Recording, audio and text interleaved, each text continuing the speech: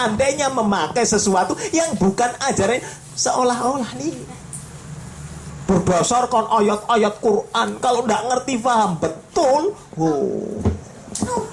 ya Ja'far Subhani. Kemudian ini Profesor Dr. Nazir ini dari Madinah, ya beliau ini hanya Islam, bukan Wahabi, hanya Islam. Tidak ada Islam NU, tidak ada Islam Muhammadiyah, tidak ada Islam LDI. Itu asobiyah nanti mengarahnya. Orangnya boleh ikut organisasinya, boleh. Tetapi saya kan Islam NU, tidak ada Islam yang dibawa oleh Rasulullah SAW. Maka hanya Islam tok, wis. Tidak pakai tok ya, hanya Islam. Itu saja. Tidak ada Wahabi, tidak, semuanya sama. Maka saya katakan itu. Ya, ini yang menjadi dosen saya. Ini disertasi beliau untuk mendapatkan gelar profesor. Sana diterjemahkan. Iya. Kita ini kan, mereka kan kiai, ulama, kan gitu ya. Saya nggak. Kita ini juga terbentur itu. Dia mereka kan ustadz kan tahu. Tidak ingin jadi kiai. Kita tidak usah dihormati apa-apa. Wong kita ini tiket kita sama. Berapa banyak orang yang mengaku mengerti dalil ternyata salah kaprah, ya kan? Sehingga ini saya tidak ingin dikatakan itu. Tidak usah Anda mengagung-agungkan orang, tidak boleh. Ya, tiket saya dan Anda sama mati belum tentu surga. Mari kita berjuang sama-sama. Tidak usah. Oh, ada ustadz, munduk yai, ustadz, kiai, cium tangan syekh, ya. Oh, itu kan syekh. Ya, ada dalilnya loh ya di sini. Siapa saja yang bertobat, di antaranya ini ada mantan, ya mohon maaf, Habib ini. Ya, saya buka ini. Habib Ahmad bin Thalib, jejak langkah pertaubatan. Dia nulis aufak segala macam. Pertaubatan. Ya. Percuma kalau kita ini jadi kiai, ustadz segala macam tetapi masih mempertahankan ajaran sesat. Ingat loh, kita ini manusia loh. Di mana setan itu inna syaitona min ibni adama majrodam. Setan dalam menggelincirkan anak cucu Adam lewat pembuluh darah.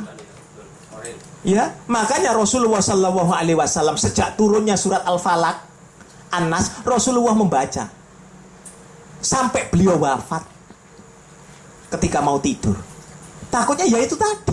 Wong Rasul saja sampai membaca. Lah kalau Anda merasa aman dari setan, ya na'udzubillahi min dzalik. Ya, surat 7 ayat 17, surat 7 ayat 27. Ya. Lalu kita harus menurut siapa? Nah itu tadi. Sampai cara dakwahnya pun kita harus nurut Rasulullah Sallallahu Alaihi Wasallam. Kapan Rasulullah itu berkata dengan kerasnya? Kapan? Dalil. Bukan asal asmo lo ya. Dalil Pak. Silakan. Sama nanti keterangannya. Ya ini. Sahih atau tidaknya. Hadal.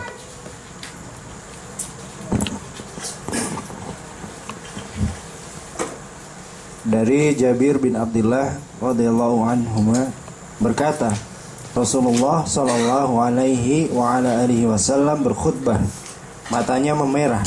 Matanya memerah. Catur sampai pernah merah enggak? Kalah catur itu masih. Teruskan. Jika Rasulullah sallallahu alaihi wasallam berkhutbah, matanya memerah, suaranya meninggi dan semangatnya berkobar, sampai seakan-akan beliau adalah panglima perang yang berkata, waspadalah, musuh akan menyerang kalian di waktu pagi dan sore. Beliau bersabda, amma ba'du, maka sesungguhnya sebaik-baik ucapan adalah kitabullah, dan sebaik-baik petunjuk adalah petunjuk Muhammad, dan seburuk-buruk perkara adalah yang dibuat-buat, dan setiap bid'ah adalah sesat. Diriwayatkan oleh Muslim, dan dalam satu riwayat yang lain bagi Muslim, khutbah Nabi SAW pada hari Jumat adalah bertahmid, yaitu memuji Allah dan menyanjungnya. Lalu berkhutbah setelah itu, suaranya meninggi.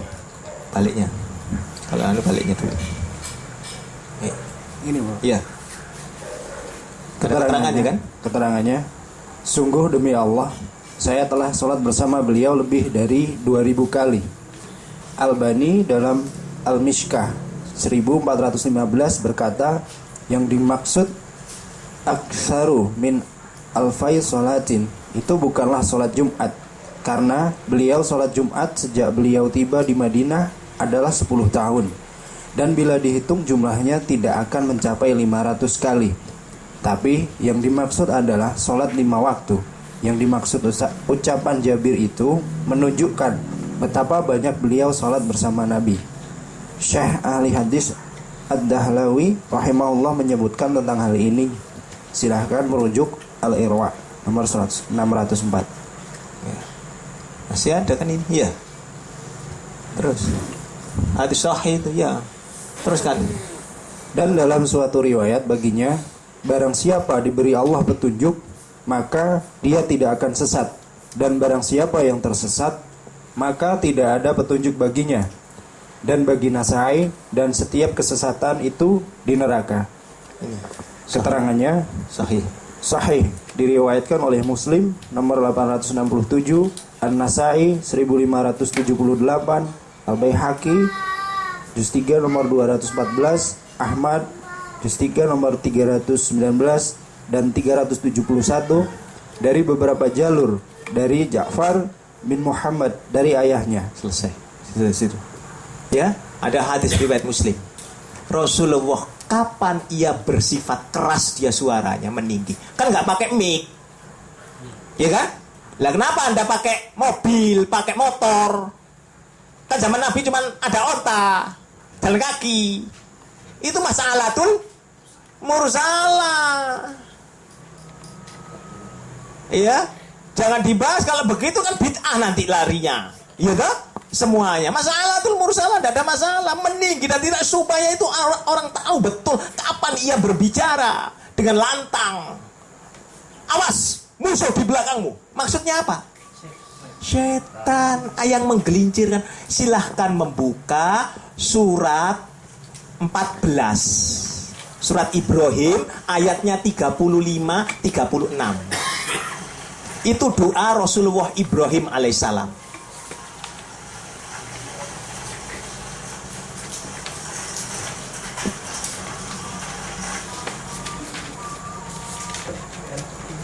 Ya, 35 dan 36.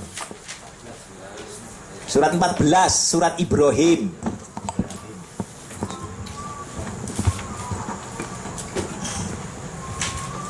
Dan ingatlah ketika Ibrahim berdoa, ya Rob, jadikanlah negeri ini Mekah, negeri yang aman, dan jauhkanlah aku berserta anak cucuku agar tidak menyembah berhala. Berhala di situ bahasa Arabnya asnam. Lihat itu. Ya, Iya. asnam kan? Iya. Nah, asnam itu apa? Tabir yang bersekat-sekat. Artinya apa? Tauhid kita ini jangan melihat siapa kelompok mana, jangan dilihat. Ya, mau NU, mau Muhammadiyah, mau Persis, mau apa saja, ya tengok dulu. Ya, ketika ia berbicara, bukan golongan saya. Bukan loh ya. Supaya apa? Hidayah ini tidak tersekat-sekat. Kalau bukan kelompoknya tidak mau. Kan begitu tuh. Akhirnya tersekat-sekat tauhidnya. Ayat yang ke-36. Rabbi innahunna aflalna katsiran minan nas faman tabi'ani fa innahu minni wa man asani fa innaka ghafurur rahim. Ya Rob, berhala-berhala itu telah menyesatkan banyak dari manusia. Barang siapa mengikutiku, maka orang itu termasuk golonganku. Dan barang siapa mendurhakaiku, maka engkau maha pengampun, maha penyayang. Nah itu Ibrahim alaihissalam. Ya, karena berhala-berhala itu, karena sekat-sekat itu, asobiah itu bisa menyebabkan kita tergelincir. Kalau bukan kelompok kita, tidak mau. Faham ya? Sampai begitunya, sehingga hidayah ini loh. Ya, perkara kemudian sopan atau tidaknya saya tuliskan di sini. Asal mulanya orang menuhankan ketika saya dahulu masih di pondok pesantren yang tiap Sabtu dan Minggu para keluarga santri datang salaman dan memberikan uang. Ya mohon maaf ini cari berkah segala macam. Asalnya apa? Karena kita meninggikan beliau-beliau ini. Biasa saja. Secara keilmuan iya, tetapi secara nanti surga dan nerakanya nanti belakangan. Pengetahuanmu tentang agama iya, tetapi belum tentu. Sekali lagi Allah yang memberikan hidayah, dan Allah pula yang menyesatkan manusia. Ya, maka biasa-biasa saja. Jangan sampai kita menyembah mereka loh. Dikatakan menyembah, tidak mau, ya kan? Tapi munduk-munduk. Sendiko tahu. Yang pernah masalahnya sama dengan saya. Ya kan? Dulu kan begitu, terserah. Ya, kita kan nggak tahu tuh siapapun loh ya, karena saking halusnya setan, maka Rasulullah sampai keras itu. Kita ini mohon maaf, ustadz, ya kan? Ketika nama ustadz salah, ustadz juga manusia, dihujat kan? Loh, ya, ustadz juga manusia. Ketika seorang pemimpin partai katakanlah begitu kena masalah, ya tak? Tidak mungkin dia agamanya bagus, tidak mungkin dia harus manusia. Kalau lihat fulus, wa innahu li hubbil khairi la syadid. Quran sudah berbicara nek perkara fulus duit. Ya, tidak pandang peduli dia. Mau partai Islam, ya, kiai orang Islam, ustadz Islam, mau manhajnya kayak apapun, nek begitu susah.